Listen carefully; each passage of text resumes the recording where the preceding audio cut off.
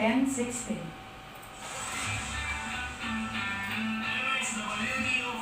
Ang kanlungan ng bayan, kakampi ng nakaami, at tulong ng nahihirapan. Taklin, tumili.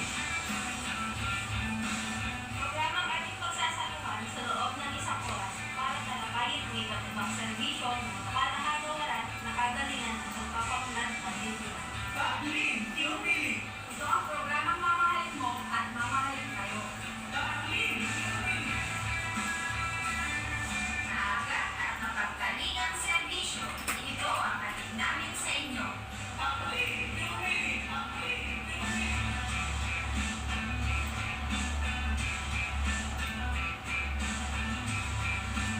Okay, ka na.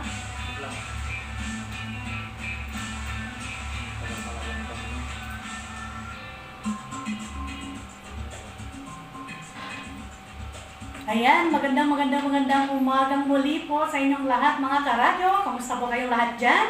At syempre, kamusta po ang inyong Holy Week? Ang tagal po natin hindi nagsama at syempre, na-miss ko po kayo. At syempre, magsasama na naman tayo muli ng isang oras mga karadyo. At dahil hindi po tayo nakapag-on-air ng FDS noong unang biyernes ng buwan, atin pong tatalakayin ngayong araw na ito. So, bago ang lahat, dumako po muna tayo sa ating mga pagbati, lalong-lalo na sa lahat ng mga nakikinig ng ating radyo dito sa Santa Ana. So, good morning po sa inyong lahat. At syempre, sa lahat po ng empleyado ng LGU Santa Ana, sa iba't ibang departamento nito, na pinangungunahan ng ating mabuting mayor na si Honorable Nelson Pirobinion. Good morning po. At sa ating vice-mayor na si Honorable Gaylord Ibus. Hello po, sir. At sa ating pong radio manager na si Sir Richard Alibanya. At syempre, sa opisina po ng MSWDO. Hello po sa inyo lahat dyan. Nais ko rin pong batiin ang ating mga kasamahan sa DSWD Regional Office 2. Sa aming minamahal na OIC Regional Director na si Ma'am Lucia Alan. Sa ating pong Division Chief ng Pantawid na si Ma'am Vicenta Pamitan. At syempre, sa ating pong FDS Focal na si Sir Jim Sally. Hello po sa inyo lahat dyan, sir. At syempre po sa ating PO1 headed by our pretty boss, Miss Ruth Carla Balawa. At sa lahat po sa inyo dyan, hello po sa inyo lahat. At syempre po, binabati ko rin ang ating napakagandang MRB na si Miss Roxanne Macarugbo. At sa gwapong-gwapo natin si Sir Red Angela Albayani, ang ating pong MNE. Ayan. So, syempre, at binabati ko rin po ang lahat ng Pantawid beneficiaries sa buong lungsod at sa lalawigan ng Cagayan sa mga nakatutok dito sa oras na ito. Kamusta po kayong lahat dyan? So, ito pong FDS po natin. Ito pong ating EFDS sa buwan ng Abril. May mga tanong po dito na inyo pong sasagutan at isusubite po bilang kapalit ng inyong attendance sheet. So dito sa Santa Ana, pagka nasagot po ninyo itong ating FDS ngayong Abril, isasubmit nyo po ang inyong mga kasagutan sa inyong mga parent leaders. Kaya makipag-ugnayan po kayo mga Pantawid beneficiaries sa inyong mga parent leaders at sa inyong pong municipal link na naka-assign sa inyong munisipyo at yan na po ang inyong magiging FDS ngayong Abril. At sa ating pong pagbabalik, ating pong pag-uusapan at tatalakayin ang topic tungkol sa responsableng pagbabudget. So ang topic po natin ngayong Abril ay ang responsableng pagbabudget. Pag-uusapan natin kung paano nga ba natin masisigurong mayroon tayong panggastos sa pang-araw-araw, lalo na ngayong pandemya, at kung paano ba natin mas maayos na gagamitin ang ating kita. Kaya sa mga Pantawid beneficiaries, atin na pong ihanda ang inyong mga notebook at ballpen. Kaya dahil napakaganda po nitong topic na ito mga karadyo, kaya manatili po kayong nakatutok sa ating programang Taklin Tiunili. Dito lamang po yan sa 106.3 MHz of FM, Radyo Santa Ana.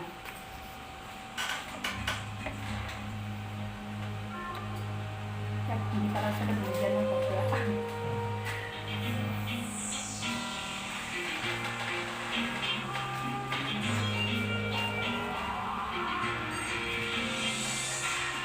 Kasi sa balik ko, ano ba ito yung... Apa na? Paras lang na? Ha? Paras lang na. Ay, parang medyo nag-sketch ko.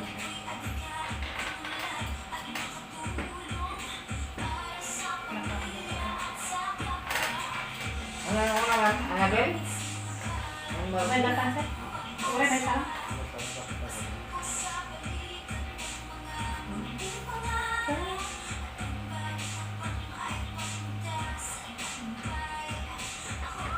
Pwede ka awin ng tatay ka ron? Oh, sir. Basta. Ito pong pinuwan na pangkatero ko sa agad.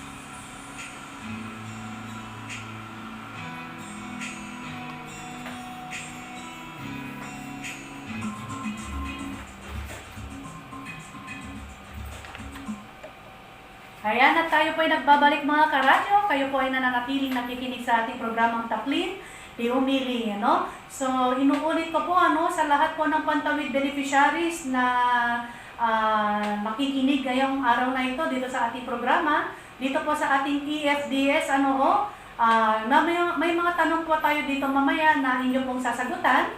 At ito po ay maaari po ninyong isumite sa inyong mga parent leaders. At ibibigay po ninyo ito sa inyong municipal link at yun na po ang kapalit ng inyong attendance. Kaya kayo po ay makipag-coordinate sa inyong mga parent leaders. Okay? So, ngayon naman, nga pala sa ating, dito kasi sa LGU ng Santa Ana, dito sa Santa Ana, ang kanilang mga sagot po ay pinapasulat ko sa yellow pad paper. Ayan, so kayo po na nasa iba pong munisipyo, tanungin niyo po ang inyong mga parent leaders o ang inyong mga municipal link or SWAS kung saan niyo po ilalagay ang inyong mga kasagutan. Ayan, no? So, atin na pong alamin kung paano nga ba ang mag-budget. Ayan, so paano nga ba mag-budget? Unang-una sa lahat, okay? Number 1, dapat alamin ang ating kita. Inuulit ko po, alamin ang ating kita. So, kailangan malaman ng pamilya kung magkano ang kabuuang kita kada linggo o kada buwan. Bawat tao po ito sa loob ng isang bahay. Kung 3 po ang naghahanap buhay, kailangan yung 3 po ang ibibilang po kung magkano ang inyong kita. Okay? Depende naman po kung may sariling pamilya na po ang kasama ninyo sa bahay. Siyempre, hindi na rin po sila kasali. Okay? So, isa-isang sa loob po ng isang bahay, kayo ninyo pong buuin. Alamin po ninyo ang inyong kita, kung magkano ang inyong kita kada buwan. Pangalawa, ilista ang ating mga responsibilidad. Okay? So, ilista ang ating mga responsibilidad. Maghanda ng listahan kung ano man ang inyong mga bayarin. Okay? Halimbawa, ano ba yung mga bayarin natin sa school, sa kuryente, tubig, o utang, kung may utang ba tayo. Ayan.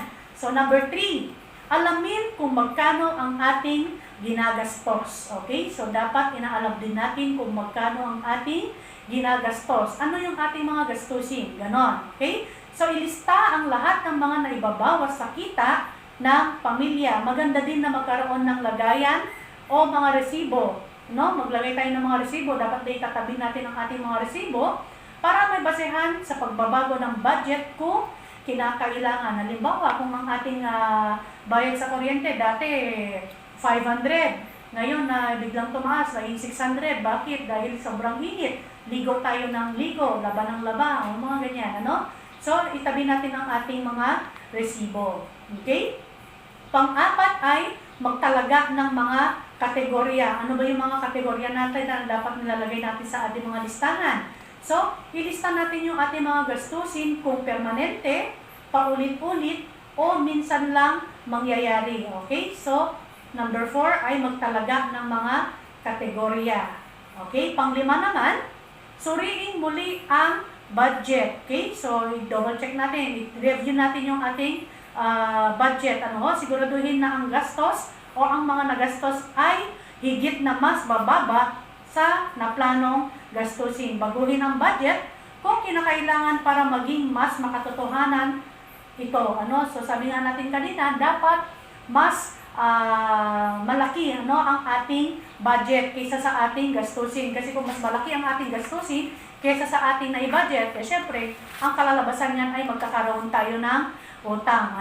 So, ito na po yung mga categories na dapat natin isulat sa ating pagbabudget. So, una, ilagay natin ang ating mga inaasahan at actual na kinikita sa isang buwan.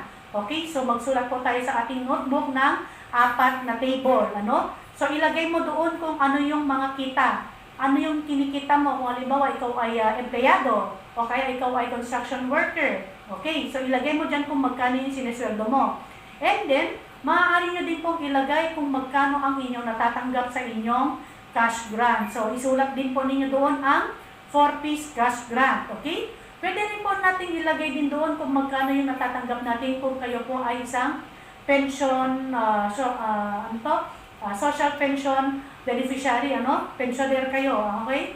So, kung meron pong 60 above dyan na tumatanggap po ng pension, ay maaari din po ninyong ilagay yon. At may mga pantawid beneficiaries din po tayo na miyembro ng Sustainable Livelihood Program. So kung patuloy pa rin po ang inyong pagpapaikot ng inyong mga negosyo, ayan, maaari din ninyong ilagay ang inyong kita sa SLP or sa Sustainable Livelihood Program. Okay? So sa pangalawang table, ilagay na natin dito kung magkano yung kita. Okay? So yung una, nilagay natin ang kategoryang sweldo, 4-piece cash grant, pension, kung meron tayo pension, at livelihood kung meron. Okay?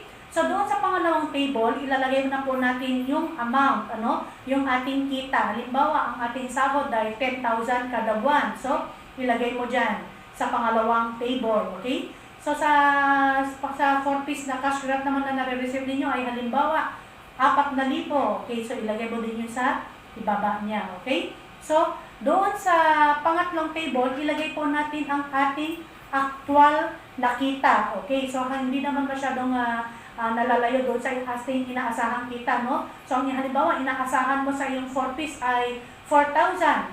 Pero ang actual na natanggap mo ay 4,200. Ayan, So, yun po ang ilalagay natin. Okay?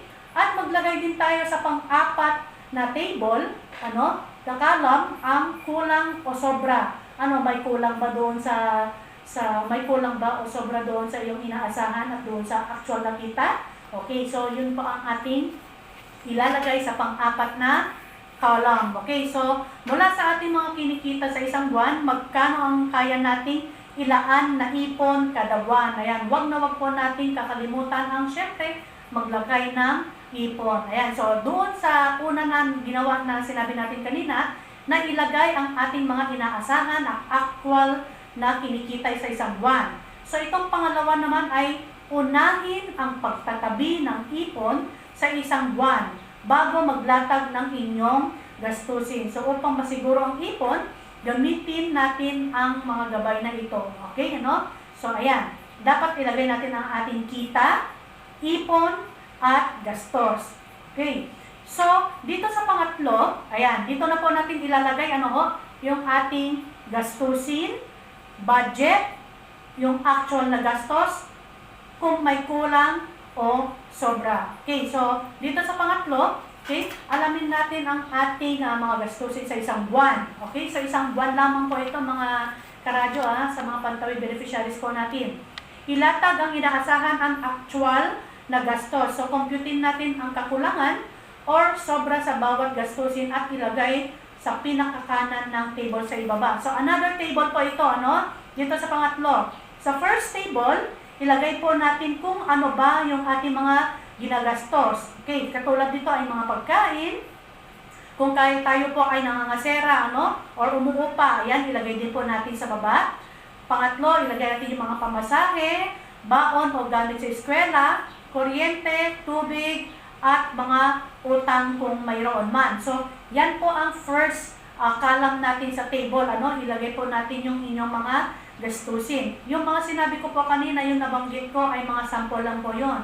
Huwag po kayong maglalagay ng renta kung hindi naman kayo nagre-renta. Okay? So, basta ilagay lamang po ninyo ang inyong mga gastusin sa araw-araw. Okay? Doon po sa pangalawang table ay ang budget. Okay? Doon sa pagkain, halimbawa, doon sa gastusin mo, isa doon ay pagkain. So, doon sa pagkain, magkano ang budget mo sa isang buwan? Okay? So, halimbawa, ang budget mo ay 3,000. Okay? So, ilagay mo doon sa baba ng budget na 3,000 ang iyong budget sa pagkain. Okay? Ngayon, doon sa pangatlong column, magkano o ano yung actual na nagastos mo? Di ba? Halimbawa, yung budget mo ay 3,000. Pero ang nagastos mo ay nasa 2,900 lamang. Okay? So, yun po ang inyong ilalagay. Okay? So, sabi natin kanina, halimbawa, ang budget natin ay 3,000 at ang actual na nagastos po natin ay 2,900. So, doon sa pang-apat na column, kulang ba o sobra? Okay? Base doon sa sample po natin kanina na naibigay sa pagkain ay may sobrang 100 pesos. Ayan, ano? So, ganoon po ang gagawin natin sa apat na table. Ilagay natin sa ang gastusin. Pangalawa, budget. Pangatlo ay yung actual na gastos natin. At yung pang-apat ay kung sobra or kulang. Ayan, no? At syempre, computing po natin sa pinakababa niya kung magkano lahat. Okay? So, makikita sa kabuuan ng kulang o sobra kung tayo ba ay nakatipid. Okay, yun ang kagandahan ng column na pang-apat. Ano, malalaman natin kung tayo ba ay nakatipid or sumusobra sa ating budget ang ating kita. Ano? So, kung mas malaki ang actual na gastusin kaysa sa inaasahan, lagyan ng negative ang sagot na kanan ng table. Lagyan natin ng sign na minus. Okay, ano? So, ituloy-tuloy na rin po natin, ano? May mga dagdag na paalala po tayo dito, ano, para mas maayos po, ano, ang ating pagbabudget. Yung sample nga po pala na ginawa natin kanina, ano, sa gastusin ganyan, kung maaari lamang po sana ay ilagay nyo po ito sa inyong notebook at sa susunod po na mga house visit po ng ating mga municipal leagues at SWAS ay i-check po nila ang mga iyan kung talagang kayo po ay nagsulat, ano. So, dapat isulat natin ang ating mga gastusin. Yan na po yung ating pagpaplano sa pagbabudget. Okay? So, una, ito ang mga dagdag na paalala ng ating pagbabudget. Ano ho? Para mas responsable ang ating pagbabudget, kinakailangan hindi sumobra sa inaasahang kita ang ilalagay na ipon at budget para sa gastusin. Ayan, tulad ako ng sabi natin kanina, ano, dapat hindi po sumobra yung ating gastusin sa ating budget. Kasi siyempre, maglilid yan ng pagkakaroon na ng utang. Ano ho? Okay. Next, ang ipon na itatabi mula sa ating kita ay depende sa kapasidad ng ating pamilya. So, maaaring ang ipon ay 5% ng buwanang kita. Siyempre, ano ho, hindi ka naman pwede nga itabi mo lahat yung 50% ng kita mo. So, ano na lang din yung pagbabudget mo naman sa iyong pamilya, no? So, dapat sakto lang, okay? Next, maaari natin idagdag sa ipon ang sobrang kita o gastusin, ano? So, halimbawa nga na ibinigay natin kanina, meron tayong sobrang 100 pesos. So, yung sobrang 100 pesos ay maaari na po natin itong idagdag sa ating ipon. Ayan, ano? So, may iba't ibang pangangailangan at luho ng bawat tao naman sa ating pamilya, di ba? Okay, so next is panatilihing balanse, ano, ang kita at mga gastusin upang masigurong responsable ang ginawang budget sa pangangailangan ng pamilya. Ayan, no? Para naman sa ganyan na meron tayong mahugot kung sakaling biglang may mga emergency tayo na gagawin o kakailanganin. Okay? Ang next, hinihikayat na suriin ng mabuti kung ano ang mga dapat pinaglalaanan at kung paano ito konektado sa life goal ng pamilya. Yan, lalo na kung halimbawa yung anak mo ay college na at gusto niyang kumuha ng kursong nurse or law, di ba? So, kailangan talaga natin kailangan talaga natin magplano. Dapat nilalaan na po natin ang ating pera para sa ating life goal, yung ating layunin para sa ating mga anak. Hindi yung mga naririnig natin, dahil 4Ps tayo, tumatanggap tayo ng buwanang cash grant, ay kumare Mildred, bayaran ko yung utang ko pag payout, no? So, hindi po maganda yan, Huwag na huwag po nating gawin na pambayad ng utang ang ating mga natatanggap sa pantawid, dahil sabi nga po dito, ito po ay pantawid lamang. So, paano kapag nagkataon na ganito? Walang laman yung ating ATM board, paano tayo makaka-withdraw? So, paano mo mababayaran yung utang mo na ipinangako mo na babayaran mo sa taong tayo ay mag-pay out, tapos wala naman palang laman, wala kang pambayad. So, syempre, kawawa naman yung ating pinagutangan na pinaasa natin.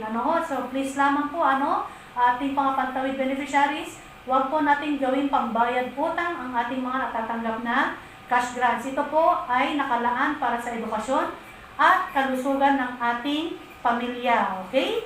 So, ito po ay reminder lamang po sa ating mga pantawid beneficiaries. Okay? At i-remind ko na rin, huwag na po nating ipangsugal o kaya ay isinasangla ang ating mga cash grants. Okay? So, ayan.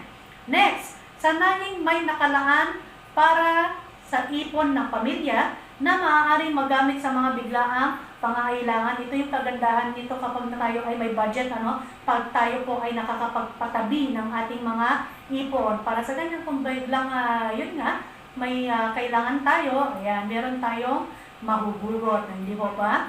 Next, dapat ding isa-isip na ang pagbabudget ay responsibilidad din ng mag-anak, hindi lamang ng mga magulang na kumikita. Okay? Kasama din po dito ang buong pamilya, ang ating mga anak.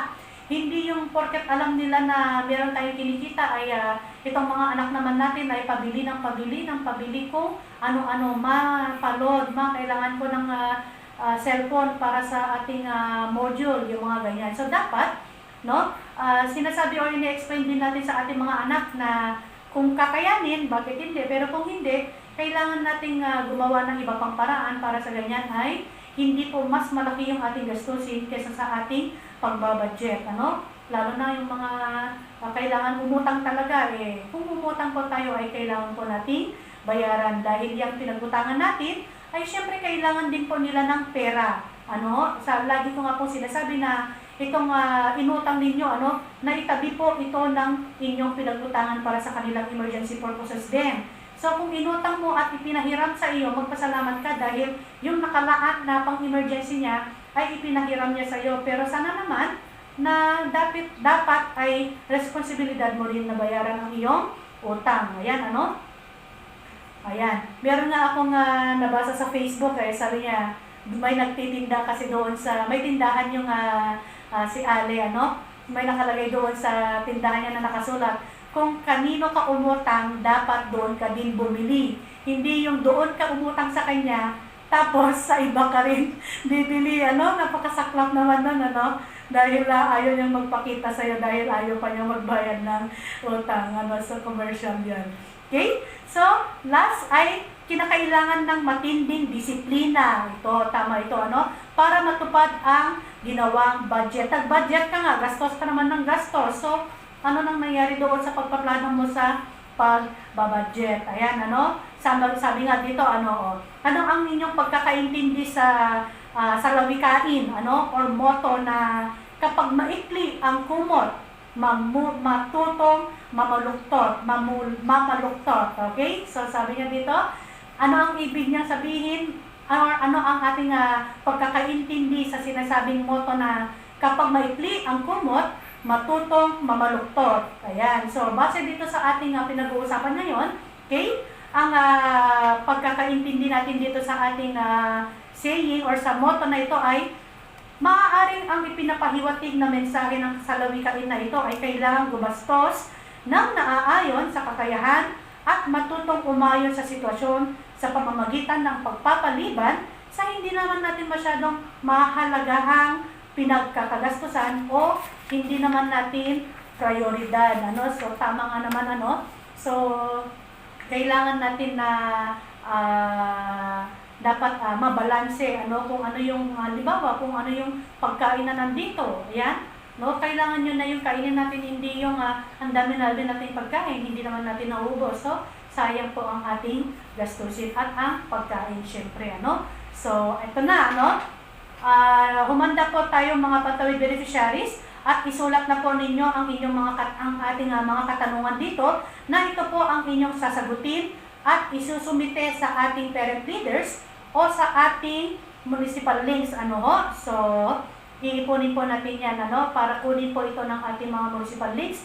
Dapat wag na wag po ninyong kakalimutan ang pagsasign ng attendance dahil baliwala po ito kung sakaling nakapag-submit nga kayo ng inyong mga module, pero hindi naman po tayo nakapag-attendance. Okay? So, inuulit ko po, wag na wag po tayong makakalimot sa pagsasign ng attendance. Ayan, dito po sa munisipyo ng Santa Ana, bawal pa po kasi ang face-to-face, kaya tayo po ay nagsasagawa ng module at ang ating mga municipal links sa ISWAS naman po ay nagsasagawa ng house-to-house visit. Ayan, so ito na po yung ating tatlong mga katanungan. Okay, pakisulat na lamang po. Una, okay, ano ang pagkakaiba ng pangangailangan at luho? Yan po ang unang tanong natin na inyo pong sasagutan. Okay, inuulit ko po. Ano ang pagkakaiba ng pangangailangan at luho? Okay, ulitin ko po ulit Ayan, una, ano ang pagkakaiba ng pangangailangan at luho? Okay, number 2. Mahalaga ba na dapat alam ng pamilya kung paano ang responsableng pagbabudget at kung ano ang mga benepisyo nito at bakit? Okay, inuulit ko po. Mahalaga ba na dapat alam ng pamilya kung paano ang responsableng pagbabudget at kung ano ang mga benepisyo nito at bakit? Okay, so mahalaga ba dapat na alam ng buong pamilya? Okay, so yun po yung tanong natin sa number 2. Okay, next question is yung number 3. Ayan. Sa pagtatapos ng EFDS na ito, masasabi mo bang handa ka nang makagawa ng isang responsableng pagbabudget kasama ang iyong pamilya? Okay, so yun po ang ating tanong sa number 3. Ulit ko po. Sa pagtatapos ng EFDS na ito, masasabi mo bang handa ka nang gumawa ng isang responsableng pagbabudget kasama ang inyong pamilya?